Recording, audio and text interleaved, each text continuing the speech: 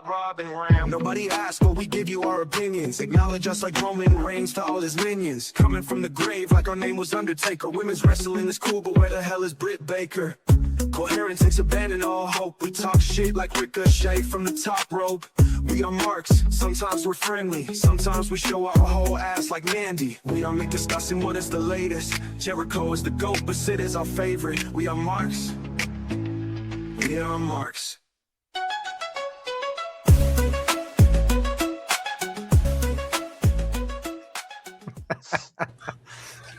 What's going on, Marks? Welcome back to the podcast, the We Are Marks podcast. I am your host. My name is Ram. Robin, Bob, welcome back. What's going on, gentlemen? What's going on, America? Saturday night's all right for fighting, ladies and gentlemen. Yes, it is. You know, I'd like to read a passage from one of my favorite pieces of American literature. If you don't mind, so just bear with me, okay? They told me, man up. I said, what kind? If strength is a cage, then I'll redesign. Tonic for the toxic. Future nostalgia. Dripping in truth. Can't nobody fault ya. I'm a true real man. Velvet and devotion. Pretty deadly with tender emotion. I'm a true real man. Feel it in my motion. Kit Wilson. The antidote in motion. Kit Wilson, baby. No one can top it. Feminine fire. Yeah. He is the topic. I think Kit Wilson is genuinely the Velveteen Dream we never got. I said something similar about Javon Evans a few it was probably about a month ago at this point. I said those very words, but it was like not because of vibe. It was just because of the hope I had for the future. Kit Wilson might be the Velveteen Dream we never got. The trajectory of this man right now. I'm very curious if this was in any way, shape, or form WWE's intention by debuting this essentially against Matt Cardona's debut. I genuinely want to know if this was in any way, shape, or form in WWE's plans. But I tell you what, the crowd loves this dude right now. Bob said it earlier this week. How long is he going to last? I don't know. He's definitely not somebody they're ever going to push like legitimately, but someone who can be absolutely so entertaining until eventually gets murdered off the show. There is absolutely no way they sat here and said Kit Wilson was going to be the star of this feud when they debuted Matt Cardona. And I find it funny that Matt Cardona debuted on SmackDown and he's getting buried again, and it's not even his fault. Kit, like, there is no way they sat there and said that the guy who preaches toxic masculinity in a fake sport where it's a bunch of half-naked dudes were building big-ass muscles is going to be the star of this feud, and Matt Cardona is going to get buried. But that is exactly what's happening right now. I have no explanation for it other than Kit Wilson's that over, and his theme song is great. It was perfectly done if you were trying to push Kit Wilson, which I don't think they are. I think this is just an organic thing, like Ram said, that'll go probably nowhere, and we'll have a really fun couple months, a Royal Rumble moment. Maybe he'll come out at WrestleMania. But if you really think about it, European crowd, who Kit Wilson is the kind of guy a European crowd would get into for the first couple weeks. It's like, it was perfect. I mean, you knew, you would assume that they would love that. And it's it's been great. And Cardona, who's not really a guy that I think people like him, but I don't think anybody's favorite wrestler is Matt Cardona. So, you put Kit with him, and Kit looks like a star. Yeah, absolutely. And I feel like the initial reaction to it was like, oh my gosh, like this song is really cool. But like I was such a big Pretty Deadly fan. So I was curious to know if you guys were as into this as I am, because Kit Wilson, I love this dude, and I hope they give him, like, he should answer the US Open Challenge and win that shit. Here's the thing though, and I don't know how much attention they pay to it, but I know that they're listening to social media. Social media, as far as SmackDown goes, is more about Kit Wilson than anything else. Like, the man is over in the States too. Like, I know you talked about the European crowd and stuff like that. Kit Wilson is over here as well. Like, it's crazy to me what just happened here, that the theme song happened, and like last week when he attacked Matt Cardona, you heard that crowd explode. Like, I don't know if you tried to sit there and be like, well, Matt Cardona is not going to get over anyway, because we sat here and talked about how Matt Cardona is still Zack Ryder. He's just a different name. And I can't imagine them sitting here being like, well, he's not going to get over with Kit Wilson. And that's what's happening right now. Like, the theme song's bopping. Everyone loves Kit Wilson.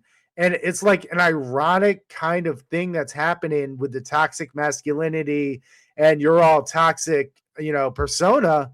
And people are like, you want to know what? We love you, Kit. I don't know how long it's going to last. I feel like it's going to last until they actually push him like everyone else in the mid card. But for right now, yeah, Kit Wilson's more over than Matt Cardona. And that was definitely not the plan for this. Yeah. And I mean, no matter what, the company is going to have to push him. But, you look at past things and, theme songs matter. And his theme song is obviously very over. I mean, to your point, even over SmackDown, when it comes to wrestling, I understand how algorithms work. I see more Kit Wilson than any other thing that has to do with wrestling, whether it's WWE, AEW, TNA, anything. It is Kit Wilson all the time. So who knows? I mean, he's not a bad wrestler if they want. I mean, maybe this is the stage one of this guy's going to become the year of Kit Wilson. Honestly, to your point, Bob, there is absolutely no way they allowed this man to have that much of a banger as a theme song. Yeah. Unless they plan something. They had to have. And yeah, to your point, we said it last week. They would have just kept the Pretty Deadly theme song, had him do the Pretty Deadly stuff, and just been a jobber if they didn't plan on him actually doing something else. So, but to sit here and be like, oh, Matt Cardona, who made his name on the indies, and everyone knows him as Matt Cardona now, and we were looking forward to seeing Matt Cardona be in WWE. And all anybody's talking about this feud now is Kit Wilson, his theme song, and how great he is. That was definitely not the plan for this. No. Yeah. And a point that I brought up earlier this week, personally, was that his tag team partner, Elton Prince, is obviously going to be out for a long time. I mean, who knows? A broken neck. That could be a never situation like Big E. So Bob said he's not a bad wrestler. He's honestly super talented if they're going to let him have a match, which he got, 15 minutes maybe with Cardona. And I thought it was an okay match. It looked like a Zack Ryder match. And when it first started, the first time he wrestled Cardona, I figured, unfortunately, because that was the first time I heard the theme song and I thought it was great, I figured he was just going to be a jobber, and he kind of seemed like it was going in that direction when he lost that first match. But he's all over the show too. I mean, he backstage. I mean, there's more than just him going out there and getting his ass kicked. So, like you said, Ram, I mean, you're not doing that stuff unless you see something in the guy. I almost feel like they're setting him up for the Dolph Ziggler role. Like, you could be the lead of the mid-carders, which isn't a bad place to be. honestly, he's not. I don't know if he's world championship material, but he could definitely be the top heel mid Carter at this point. Well, I don't I just think this right now. He's a really catchy theme song. He's going to have to grow, but to be fair, a lot of people have been in that spot. If you went back to 1990 whatever and you saw Shawn Michaels, there's probably a lot of people that said there's a theme song and there's a guy that does cool things the same way we're having this conversation now. I'm not projecting him to become Shawn Michaels, but there that is how you start, as having something that gets over and then building on it. And in 2-3 years, the character's going to have to grow into more than that. I mean, to your point, 2 weeks ago, we were not talking about Kit Wilson at all. I forgot he was even employed by them. And here we are 2 weeks later, and we're like, this guy's over. Like, all it takes is that little bit sometimes. Yeah, I mean, a character like this doesn't always work, but he definitely it fits the vibe, man. He works. Yeah. All right, so beyond that very entertaining Kit Wilson stuff on WWE this week, I thought there were some absolute bangers on weekly television in WWE this week. I'm going to give you 3 matches. Tell me what you think. Leon Slater answered the U.S. Open challenge of Carmelo Hayes on SmackDown. Finn Balor and CM Punk severely exceeded my expectations. Like, this is not a Maxine Dupree situation. This match exceeded my expectations. And Sami Zayn, Ilya Dragunov do it again. Another absolutely fantastic match. I thought it was a good week for wrestling in WWE, for wrestling matches. Yeah, my favorite match of the week was Finn Balor versus CM Punk, just because those other 2 matches were good, but Leon Slater is not allowed in America right now. I'm not really sure what's going on there. And the other one we've seen already, Finn Balor versus CM Punk. You know how I feel about CM Punk in the ring, and he exceeded my expectations along with Finn Balor exceeding mine. I thought that was the best match of the week as far as WWE goes. And now that I'm thinking about it, it's probably the best match of the week, period. End of discussion. Yeah. As far as Punk and Balor, I think Punk is he's great as the world champion. He knows exactly what he needs to be doing as the world champion. And what I mean is you can't have the matches he has anywhere on the card. If you're a young guy, you can't have the CM Punk match. But when you're the world champion, you can have those main events that tell the story. And he does a phenomenal job with that. You're invested in his matches, and you feel like the World Heavyweight Championship is the most important thing when he's defending it. And I thought it was great. And with Finn, we said last week that sometimes when you're put in a position, even when people think you're better than that position, they start to feel like you really fit in the position you're in. And he looked like a guy that should be doing a hell of a lot more on Monday night.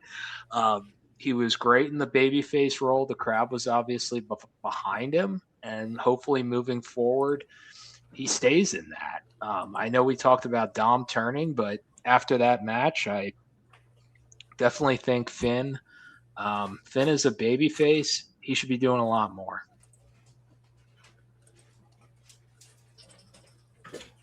Excuse the wife in the background. I thought it was brilliant. Finn coming out to his old music too. Yeah. That reminded me so much of the Finn Balor I was hoping to see in 2026. And hopefully we get more of this. There's obviously growing concern that he's just going to continue to be Judgment Day, and Judgment Day Finn Balor is not the Finn Balor that I want to see. So I'm interested to see the next time we see Finn Balor. Is he coming out to that music, or is that just because of where he was? I've seen Finn Balor backstage playing enough video games. I don't need to see that anymore. I need to see more of the guy, even if it's in a tag team. Have this guy doing more, because that was great. I did find it funny that it's been so long since he had that theme song, that he forgot his cues. And like he tried to play it up like, oh, I can't even hear the music. And I'm like, no, you completely forgot your cues on what you were supposed to do during that. It was nice to see. Maybe, but maybe he couldn't hear the music because the crowd was so loud. You definitely could hear the music. Stop it. I did find it. I like how they told the story. As Bob said, like CM Punk is not a work rate wrestler. He's never going to be. He's almost 50 years old. They told the story in that match, and that was the important thing. Finn Balor becoming almost a face, and I think he is. I think the Judgment Day is going to turn on him, and I think that's where we're going with this. You really want CM Punk to be 50? You really He's just 47. You're trying to age after this 45, you round up to 50. Ahead. Look, I'm 37. We round up to 40. Okay. It's just but 47 sounds a lot younger than 50, doesn't it? No. I think it does. 47 is a prime number. That's a terrible number, man. I think 47 sounds a lot younger than 50. That's okay. You want to know what? Fine. Have it. I think 49 sounds a lot younger than 50. It does. It does. It does. Okay, gentlemen. Two. I don't know if they're interesting or not. My first gripe, this is a big gripe I had in WWE this week. Javon Evans got hurt, and it happened during a commercial break. What the hell did they do during this commercial break that got Javon Evans hurt? Because I'm under the impression they do a lot of rest holds and, I'm tired outside the ring during the commercial break, but they must have done something, a legitimate move, that Javon Evans got hurt during the commercial break. We don't even know how he got hurt. It could be a work. I don't even know. So I've been to Raw. Go ahead, Ralph. I've been to Raw twice since I've been an adult and actually realized what wrestling is. And Ram, when we were at Raw way back when, almost 10 years ago, holy crap, almost 10 years ago, we knew when rest holds were happening that we were at a commercial break. Yeah, we knew when a commercial was coming. Even 2 years ago, I saw Bronson Reed versus Finn Balor. Bronson Reed had Finn Balor in a rest hold for about, 2 minutes. And my dad's like, they're not even doing anything. I'm like, yeah, well, it's commercial break. We're on Raw. It's commercial break. Like, so the only thing I could think of is like there was a suicide dive or something like that to turn the tides during the commercial that he hurt himself. That's the only thing I got. I think the problem is that we get commercials. I don't think everyone else does. So I don't know if these guys are wrestling legit the whole time. What do you mean people don't get commercials? No, I don't. Netflix still has commercials for their international stuff. Definitely. Yeah, for the international fans. Oh, yeah. It still says commercial break. Yeah. Although when I used to not ever illegally watch Monday Night Raw on the internet, usually I would get those like foreign streams, and they didn't have commercials. You would get all the stuff in between. There would be no commentary, but the wrestling would still be happening. But they would still make it seem, you could tell it's a commercial break. Yeah, the 2-minute rest hold and stuff like that. Yeah. It's still obviously you can tell because the commentary stops. There's zero commentary. Yeah. You hear the crowd, but that's about it. I don't understand what's going on though. These guys it's always shoulders, it feels like now. Everybody's hurting their shoulder. It's weird. I'm gonna go back to just the way people wrestle now. I mean, it's just when you're that bouncy and stuff like that, take a bump. Go ahead. Yeah. Land on your forearms all the time and tell me how you feel. The first time that I watched SmackDown, I was kind of like doing other things while SmackDown was on. So like I saw he got hurt, and the entire time I was under the impression it was a knee, and I was like, that's the worst thing that could happen for a guy like that. Right. And then I had to rewatch SmackDown today because I forgotten everything that happened. And I found out it was a shoulder, and not only was it a shoulder, but it happened during the commercial break. And I was like, how the heck does that happen? But one big gripe. Okay, next thing, major storyline update. Natty Neidhart, she came back and turned on Maxine Dupree. I know that this is a story that is WrestleMania worthy, possible main event, honestly. Are you guys at all excited about Natty and Maxine? Maybe, you know what? Maybe we get like a legit heel Natty Neidhart. I think that would work. If you follow our social medias, I've already put on Peter Griffin saying, "Who the hell cares?" So yeah, that's how I feel about it. I don't That's know. how I think all a us heel, I marks think feel a heel about it. Natty would be really fun. Who gives a shit? Well, they did it. They did it at the worst place to possibly do it too, because nobody there wanted to cheer for Maxine. They wanted to cheer for Becky. Then Becky got them to not cheer for her, but they weren't going to really boo her. And then they do the turn, which saved Becky, and they were kind of happy. And then, dude, the crowd during that beatdown could give a shit less. Yeah. The European crowd who chants for everything, like literally, you could put a bunny in the ring and they'd be like, "Yeah, bunny, bunny." That's what They I want to did know. not is care who's about wri- the beatdown. Who's writing this shit? Somebody go watch WWE Unreal and tell me who's writing this shit. Oh, don't get me started on Unreal. I was in an argument today on social media with some random old white guy, and he was convinced. I was like, well, obviously WWE Unreal is a work, just like the rest of the business. It's obviously a scripted show. And he's like, no way. I was like, You know what? You know what I really feel like WWE Unreal is for? So that Triple H could still be the main character of a show. That's the only reason I think it exists. I'm serious. I Like think he needs to have that. I'm the main event still. I feel like that's what it is.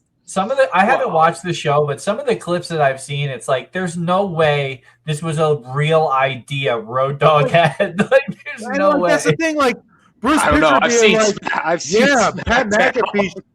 Dude, Bruce that's Pritchard saying Pat McAfee should beat Gunther. There is Yeah, no fucking way any legitimate person is sitting there being like, "Yeah, that should happen." That was Like, for the shut up. show. If that was fake, if I was Bruce Pritchard, I feel like, I need to use a veto here. Like, I'm We gotta hoping Bruce cut this out of Pritchard the gets show. fired just so he could be like, "Yeah, Unreal's crap," because he would. I think the show has two purposes. To Rob's point, it is to get Triple H over as the puppet master of the WWE, who's got all these great genius ideas. And the second is to get people to stop reading things on the internet so they can put out the show and say, this is what really happened. They were all wrong. Here's my problem with the show. Who is it for? Who is this show for? Us Triple wrestling H and fans his immediate already know family. it's scripted. We don't really care about the backstage crap of it. We're still going to watch. And the people who think it's fake is not going to be like, "See, it's fake. Maybe we should watch it now." Who the fuck is this show for? The old man on Facebook or whatever. The old man on Facebook who was arguing with me. Yes, that's one. The entire country of Saudi Arabia. That's two. And listen, there's also two types of like real wrestling fans, right? There's like guys like us who are like, we're invested and we have all these ideas and these hopes and these dreams. And then there's other people who are like us, magnified by 100, and they don't get out much. So for them, WWE Unreal is like a backstage pass to Jesus at the altar. Like they just believe everything 100% that they see on this is real because it's called Unreal, guys. It's called Unreal. So it goes back to my point that this show is just for Triple H to get over. But to Ram's point, and to put down LA Knight.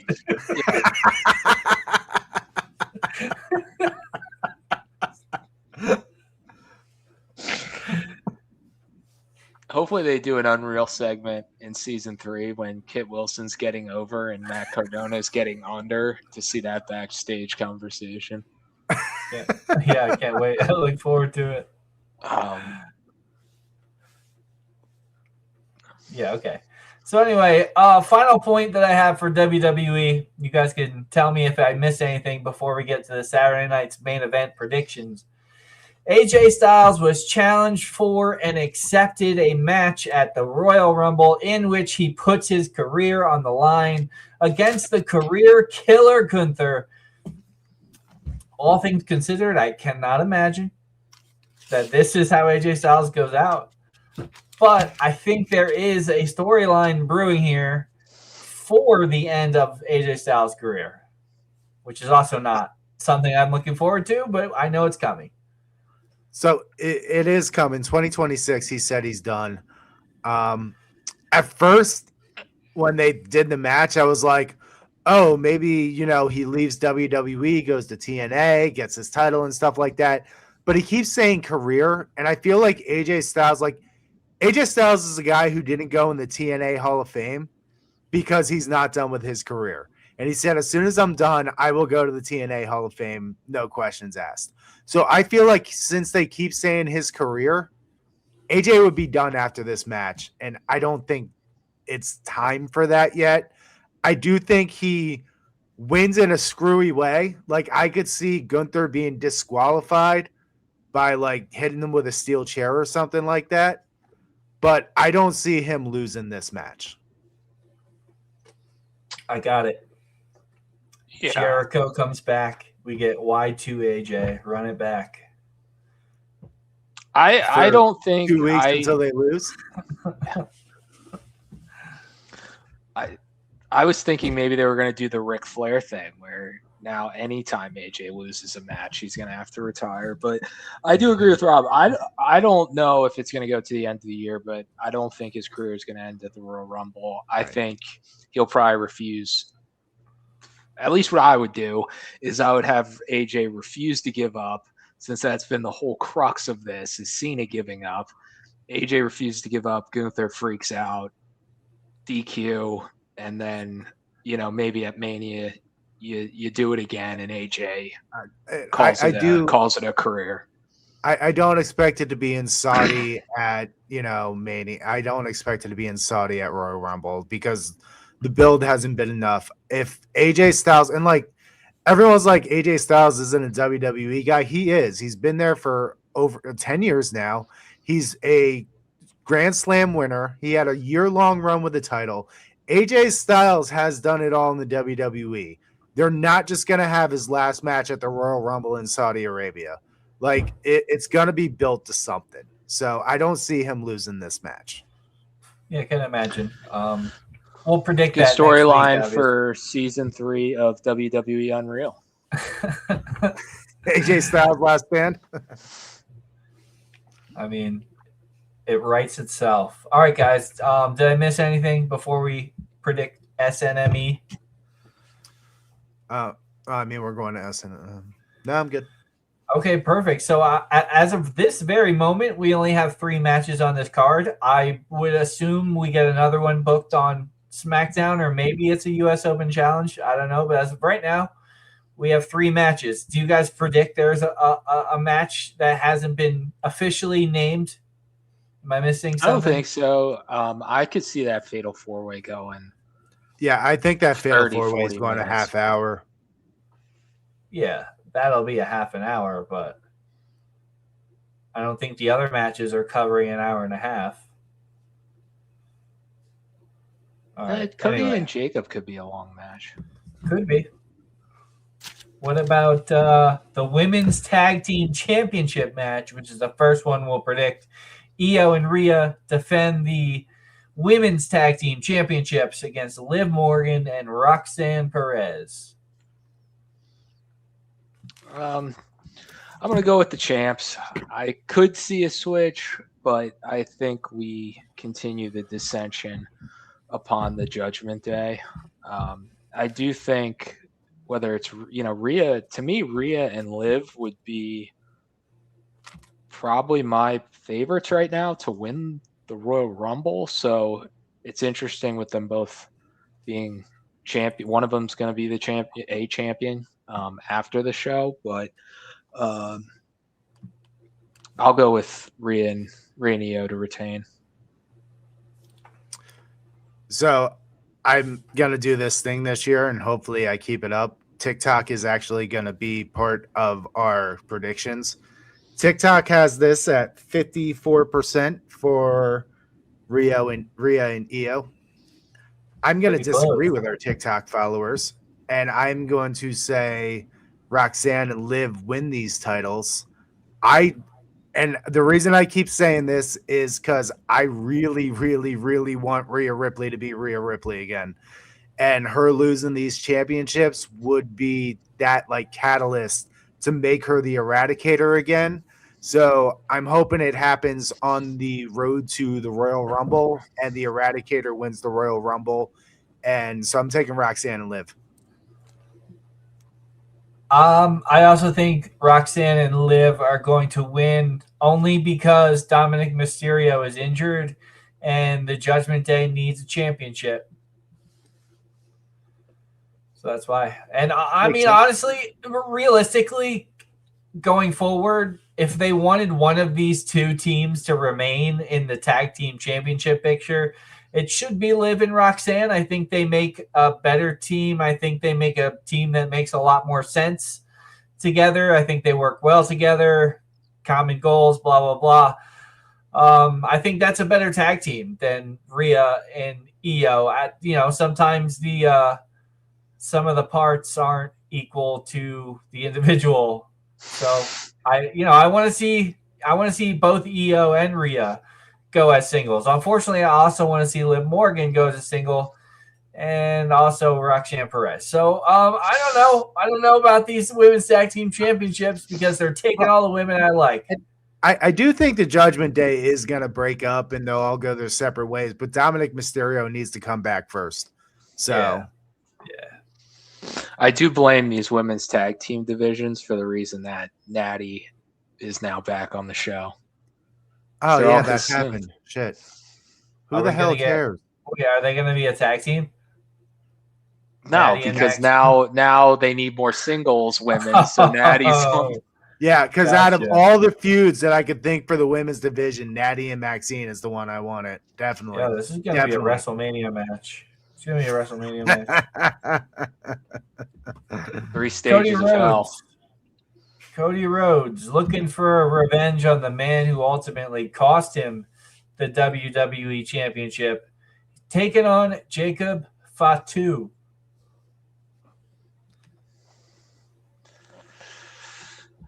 I'm going to go with Jacob Fatu. I think he is going to get the big win. I think it's interesting with the Royal Rumble next week.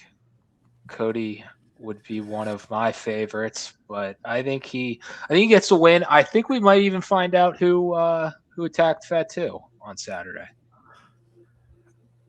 I am very torn on this because if you bring Jacob Fatu back just to lose to Cody Rhodes after he did what he did, you're basically burying the guy that was over before he left. But Cody Rhodes is going to lose twice in a row if he doesn't win. I'm taking Jacob Fatu on this one just because I think the momentum Fatu needs, and maybe we do get, Cody Rhodes was the guy who ran over Jacob Fatu, and he did it for The Rock. Who knows? But I do think Jacob Fatu does win this to try to build with some momentum, and Cody Rhodes. I think Cody Rhodes turns heel sometime soon. So this would also get him to spiral a little bit more, I don't think that Cody Rhodes is going to turn heel, but I do think he's going to be a different kind of babyface. I honestly cannot see them turning Cody Rhodes heel. I can't see it. I wish they would. They should. I wish they would, but I don't see it happening.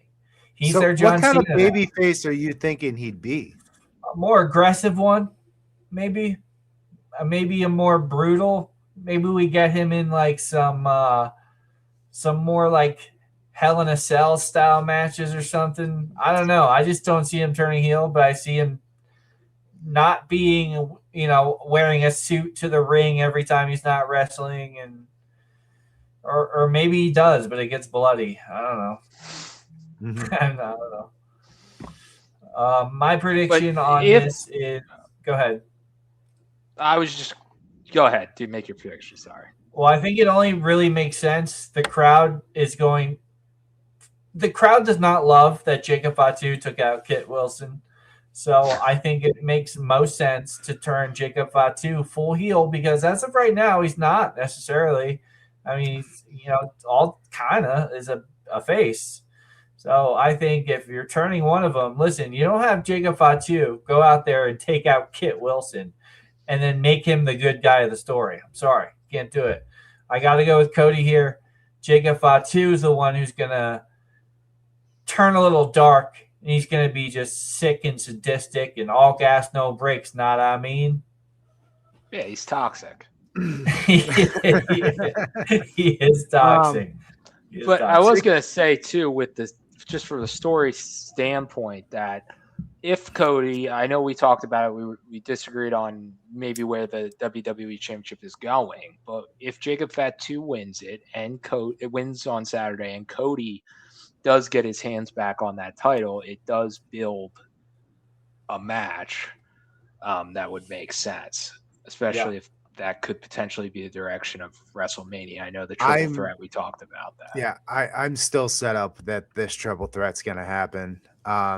Yeah, I am and actually. If that's the case, Cody Rhodes needs to be, and maybe Ram's right. Maybe it's not, full blown heel, but he needs something else if we're going to get that triple threat to go down. I don't think they need that for that triple threat. That he needs to, if the triple threat is the direction we're going, he needs to remain the exact same Cody Rhodes he's been the entire time, and then he needs to not win that match.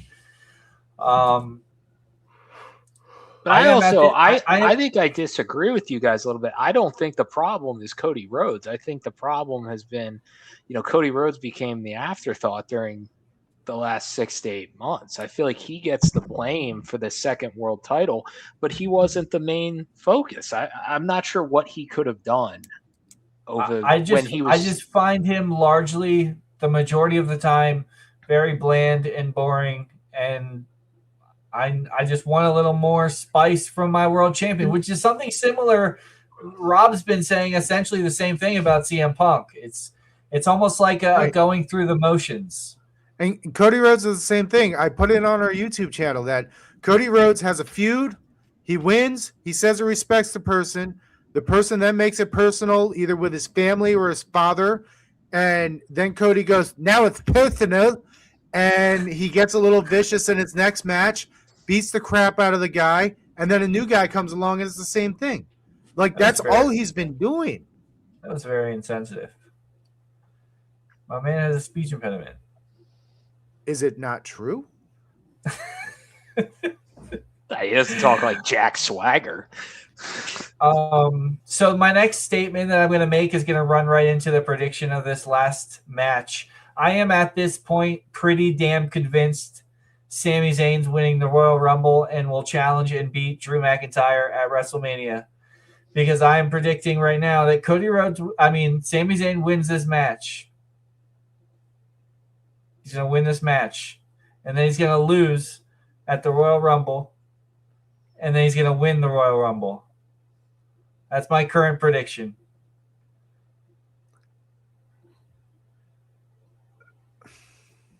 Don't love it. Not my prediction. Don't love it. But that is the vibe I'm getting from what's being told to me on the television. I really hope not. I get what you're saying. I don't want that to happen, so I'm not going to predict it. I am going to, believe it or not, I am going to predict Trick Williams to win this match by some weird way. Like, he gets a surprise roll-up on somebody. Yeah, because Trick Williams can lose. What? That would be my second choice. Right. Trick Williams could lose to Drew McIntyre and nobody would be like, oh, I can't believe they're ruining Trick Williams. Plus, it would be a good showcase for Trick. I'm going to go with Trick. I understand what you're saying. I just don't want to put that in the universe like you did. I think Sammy's going to win. It's Montreal. It makes sense. He's a baby face to face Drew at the Royal Rumble. I guess I'll predict next week whether or not he wins, but I don't think he's going to. I don't know about your pick for him. I don't think he's losing and then winning the Rumble. I think if somebody does that, it's going to be Gunther. Yeah. Maybe Sammy wins at the Royal Rumble. I think if Sammy wins the world title, it's going to be next week at the Royal Rumble. I don't think he's. I don't think Sammy's winning the Royal Rumble. No, I don't think he's winning the Royal Rumble. Can you imagine a guy that they just let into the country of Saudi Arabia like 3 years ago win the title in Saudi Arabia? I didn't think about it. I don't bring up like real life crap in here, but can you imagine that? I didn't take into consideration the geopolitical aspect. Right. He is so over in Saudi Arabia. He is so over. That's because they didn't let him in the country until 3 years ago. That's not why he speaks their language. He was like contraband. He's like Yingling in freaking Virginia. You weren't allowed to have it, and then everyone thought it was good. He's insanely over in Saudi Arabia. I don't see that as a reason why he wouldn't win the Royal Rumble. That's silly. I get what you're saying, and everyone's saying it. But since WWE Unreal is a thing, they'll be like, swerve because fuck you guys. That's why. That's basically what we're saying. I think it's more likely he wins the title next week than wins the Royal Rumble. Trick Williams is going to win this Fatal 4-Way. Honestly, like I said, I think that's a good choice. It's kind of like a Cinderella story. So there's him losing is what should happen. Him losing the world title match is what should happen because it'd be like a Cinderella story because he just started on the main roster. I think that's what should happen. Honestly, we've seen Drew McIntyre and Randy Orton.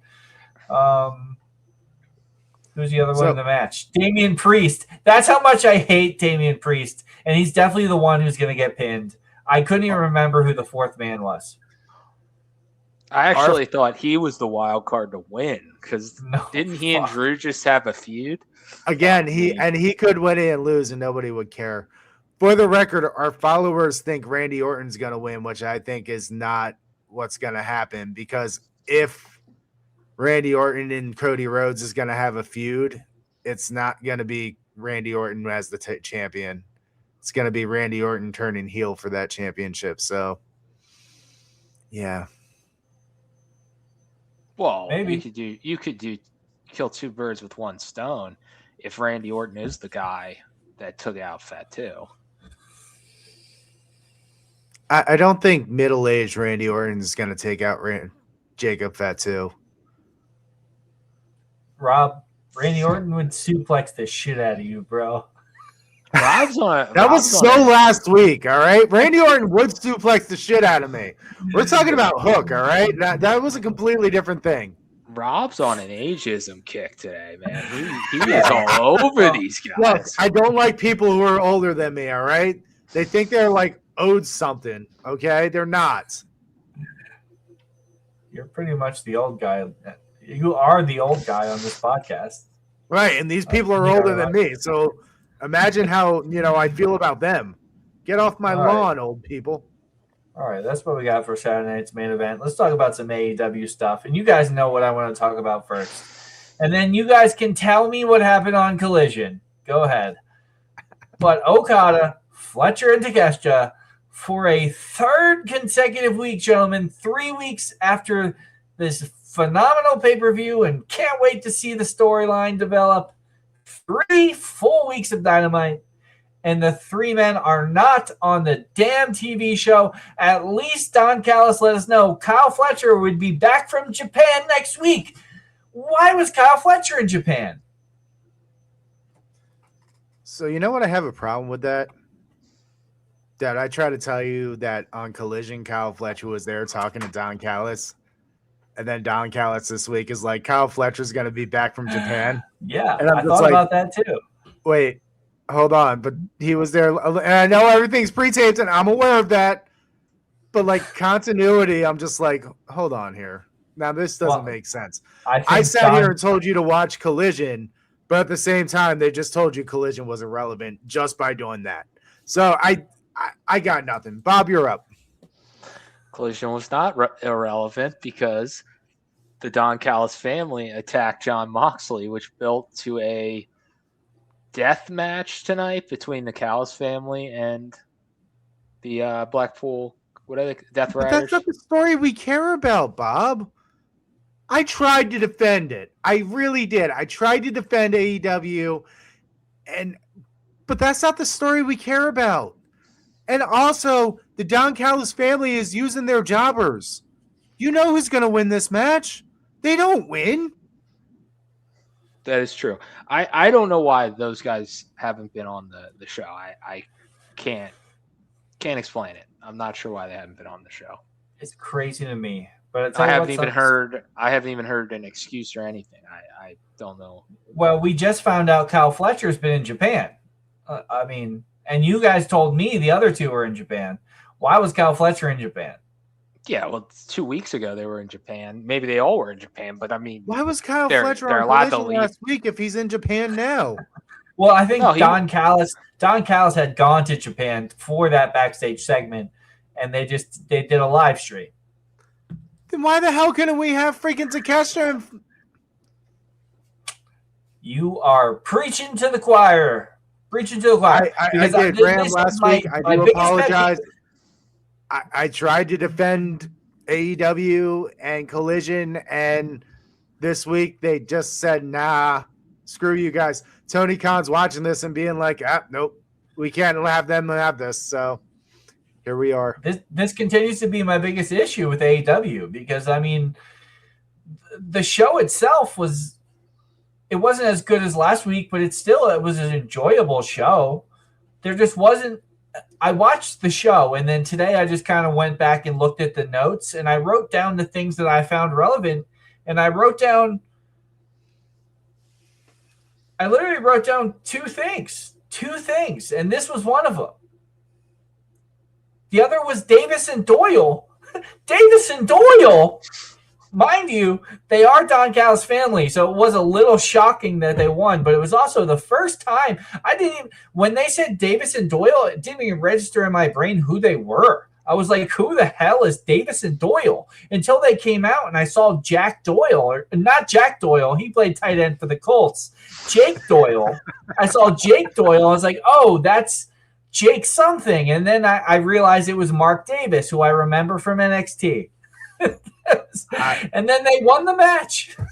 So these random guys in the Don Callis family show up and they win their first match. But these guys who we've been told these are great wrestlers in the Don Callis family, they've been losing forever. And now these two random white guys, Davis and Doyle, show up into the number one contenders for the tag team titles. What? If that's not a jobber top tag team name, I don't know what is. So they keep saying Jack Doyle, and all I can think about is O'Doyle from Billy Madison. And I just want them to say once Jack Doyle rules, because that would make my life complete. Also, I will say this, and I know it was against a small dude, but him picking someone up from the ankles, throwing him in the air into a pile driver might have been the coolest thing I've ever seen a big guy do. Like that was pretty cool to watch. With that being said, they're not winning the tag team titles, so it doesn't matter. Yeah, I was flabbergasted. They are very generic looking strong men. They are strong men. I'll give them that. They're very generic looking strong men. Yeah. Yeah. I was rooting for the Bucks, but it wasn't meant to be. Yeah, not quite yet. You'll get it, Bob. Don't worry. One day. I apologize for saying I wrote down 2 relevant things from Dynamite. There's actually 3 relevant things because Bandito and MJF put on a fantastic main event. Bandito was incredible. I am enamored with Bandito, which is interesting. And I was thinking about this because Rey Mysterio during the Attitude Era, a little bit after, he was very over, and he won the world title once or twice, something like that. But we've been kind of trained in American television to not take people in masks seriously because they're never in the world title picture, and even when they are, they always lose. So we have kind of been trained on American television to not take them seriously. So when Bandito's in the main event, I at no point at all during the match I think he was going to win. But there was moments where I was like, damn, this guy could be the world champion. And I understand he's the Ring of Honor world champion. That means very little. I could see him being an AEW world champion. It's very interesting. I see Rob really thinking about it. He's racking his brain to try and think of guys who have wrestled in a mask that have gotten over and were world champions. And he can't find one because we've been trained on American television to not take people in a mask seriously. Look what they've done with Penta. Look what they've done with Ray Phoenix, who is essentially a jobber. They don't use him. We are been trained to not take people in a mask seriously. I took Mick Foley I'm not going to lie. Seriously. I mean, that was you just kind of blew well. my mind with what you just said, Ram. I'm racking my brain around it. I'm like, holy shit. Other than Rey Mysterio, and I'm like going back to like WCW territory days and shit like that. No, they're on American soil. No, it's Rey Mysterio. That's it. And that that legitimately would be the three guys that have won a world title with a mask. Would be Foley, Kane, and But even I'm not that's okay. 20 years ago. I'm not counting Mick. I'm not counting Mankind and Kane here, and maybe that's a little 25 years ago. Listen, but I'm saying we're talking about 25 years ago. Three. You can think of three. And I'm talking 25 years ago. We've been trained. Even now, even the last 10 years of Rey Mysterio, there is at no point where we're like, yeah, he's legitimately has a chance to win the world title. I'd also like to point out that Mankind had the championship for 27 days, and I don't think half of that had a mask, and Kane had it for 1 day with a mask. Yeah, and Ray had it for like a month, right? Yeah. Well, he had it for 2 months, then he had it for like 3 minutes, 2 hours. Right? Yeah. 2 hours, and then he had it for we're looking at like max 75 days. I mean, we've been trained to not take them seriously. So it was compelling to me how much I was into Bandito as a legitimate world title contender. And we'll see if Tony Khan actually has the brass balls to push a man who you can't see his face and he doesn't speak English that well. Or at all, to be honest. I'm not sure. Have I heard him talk? He did say, I know English, dumbass, to MJF, so I know. Yeah. Thank you. Yeah. But, I mean, it is tough, and I'm not defending or making excuses how they can do it just because they don't have a lot of time. And that's kind of the AEW challenge. You have so many people and so few hours in the week to push and who to push and one world title. I mean, they have a lot of titles, but there's a lot of titles people don't really care about. When it comes to who's against Max, we're looking at 6 guys 2 weeks ago, and who in that group is Bandito ahead of? I really like Bandito, but he's not. You're not going to put him above Omega or Ospreay when he comes back. Swerve. So. Here's my thing with that whole thing is like we sat here like after MJF won the title and we're like, oh, he's got all these guys coming after him. None of these guys are coming after him. Like Joe is fighting with Swerve and Hangman. Hangman just became the trios champion. Omega is doing Omega things. Like nobody's really coming after MJF. Well, Omega and Swerve have both kept it going. It seems like Hangman fell off, but Swerve did say that to MJF. Didn't he say something like, you'd be lucky to lose, so you don't have to face me or something along those lines. And I mean, Omega does keep bringing it up. It seems like Hangman's the one that's and Joe have kind of gone off and are doing their own Yeah, thing. they're more about fighting each other. I feel like Hangman and Joe are just going to fight each other. So maybe we do get Swerve and Omega going after it. Do you know what I like? I think that's going to be a number one contenders match. I think we're going to get Omega and Swerve. It could be. I would like to actually see Omega chase the title for a little bit on his last run. That'd be kind of cool. Do you know what I like the most? Win the title. What? I wouldn't mind seeing him win the title. Omega will win the title before he retires. That's happening. I don't think Omega has a lot left, by the way. I think Omega, his injuries and the diverticulitis takes a lot out of you. Like, you know, so I don't think that's why all he does now is like mainly tag team matches. Right. He doesn't. Yeah, it does take a lot out of you. I mean, that's something that, I mean, it's life-threatening. I know Shane McMahon had it and he was fighting within 2 weeks, but for the most people who have real diverticulitis, it's a life-threatening thing. They take your intestines out. Yeah. It sucks. It ended Brock Lesnar's UFC career, didn't it? Yeah, he couldn't do it anymore. MJF beat Bandito cleanly. So let me ask you guys, when's the last time a heel champion won cleanly?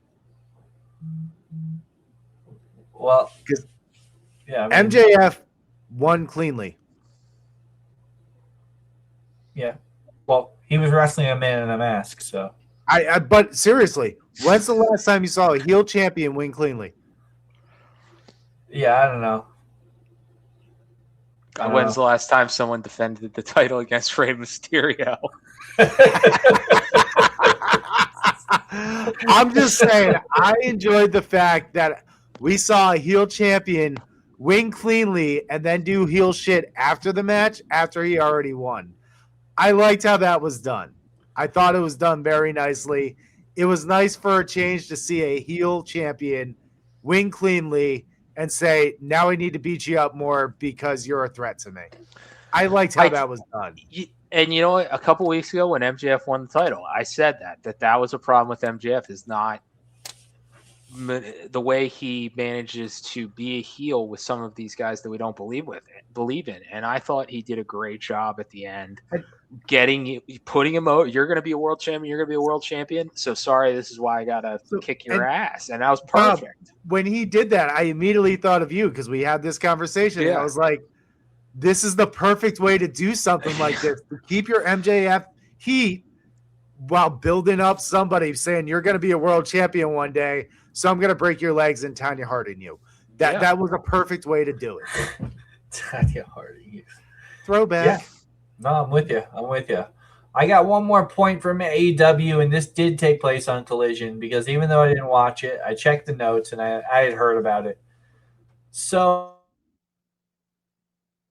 Hangman Adam Page and Jet Speed are the new Trios champions. Does not matter at all. The Trios championships mean absolutely nothing to me.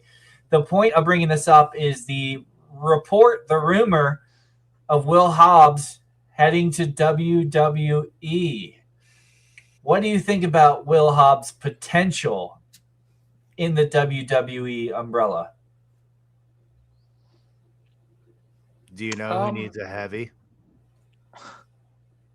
Cody Rhodes? No. Well, spill the tea. Who's Thank heavy? God for the New Day! He's just going to be the new Big E. He's going to be the new who was that guy? I actually think he's be the new Grayson Waller. That's definitely an upgrade. Wait. Who was that other guy? Grayson Waller. No. Odyssey Jones. Odyssey Jones. That's it. Yeah. Yeah. What happened? He got found canceled. Things in his past. Anyway, I think that's where he ends up, and I think that's a good spot for him because I've actually watched Hobbs like the last couple of months just give one-liners, and I'm like, oh, those are pretty good. And he could do that with Kofi and Xavier. He fits the heel persona of the New Day perfectly. I would like to see him with the New Day. I think it was a good move. I've said it before on the podcast. I think if you're in that mix, if you think you rank everybody on the WWE and AEW, and you're kind of in that like maybe 20 to 30 range on the roster, it's tough to move up. And we talked about it with Bandito too. You got 6 guys, those 6 guys, it's tough to get into that main event mix. And switching teams freshens things up. The first time someone shows up to the new show, it's going to be a big deal. They're going to try to do something with them. I think it's a smart idea. I think more wrestlers should be willing to do it on both sides. I know, there's other aspects to it, money and everything, but you've seen what can happen when somebody switches and all of a sudden they're a hot big deal. So I think it was a good move. Hopefully for him, he doesn't go to NXT because that seems like it kind of stagnates some of these people when they flip over, but we shall see. The report I said is they want him on the main roster right away. And I think, honest to God, the New Day is perfect for him. They need a heavy. He could be fit right in there. And he could give those one-liners about how much San Diego sucks. Yeah, that was my immediate thought when I saw he was going to the WWE. As you guys were bouncing off ideas, I was like, they're probably just going to stick him in the New Day, which is, it sounds great for the New Day, but I don't think that sounds great for Will Hobbs. What if he's the guy that attacked Jacob Fatu? yeah, maybe he's the guy. You could do it. Yeah, Ryan, where would you put him, though? I would make him a powerhouse. And then what? Well, I think they would first start him out by having a bunch of squash matches against local talent, and then they would push him all the way up into a main event feud with Cody Rhodes, in which Cody will beat him in the World Championship match, and then he will go back down to the mid card, where he will win exactly one United States championship and be released 2 years later. If that's my prediction for how WWE will use him. I think his potential is to be a world champion. But so he's better off in the New Day. Is that what you're telling me? He might be better off in the New Day because that's my prediction for how WWE will book Will Hobbs, unfortunately. That's just years of evidence and circumstance. That's about it that I have, gentlemen, unless you want to talk about Angelico and Andrade. Checking. Nope, didn't think so. Hey, did you know Angelico was still employed by AEW? Well, that was the only reason I wrote it down, was because I was like, Angelico? I thought he got fired with Jack Evans, but apparently he didn't. Yeah, I guess not. I guess he's still on the payroll, which, you know what? Good for him. Congratulations. That match Congratulations to Angelico. He's got a better deal than Anthony Rendon. That match was not an intentional comedy match, but made me like he just beating the shit out of him. He goes to pin, he pulls his shoulder. It was like, what are we doing here? What's going on? I don't know. Andrade's trying to get as much time in his matches because he's only got 3 of them before the WWE's like, all right, we told you no compete for a year. I don't know what you're doing. He's like, that wasn't a competition. All right. All right. Well, yep, that's going to do it. We got Saturday night's main event coming up this weekend. We will predict the Royal Rumble next week. We are on the road to WrestleMania. Pretty interested to see the direction of AEW, and we are waiting just one more week, hopefully, for the return and the fallout of the story between Kyle Fletcher, Konosuke Takeshita, and Okada. And until then, enjoy wrestling. We are marks. We are marks. We are marks.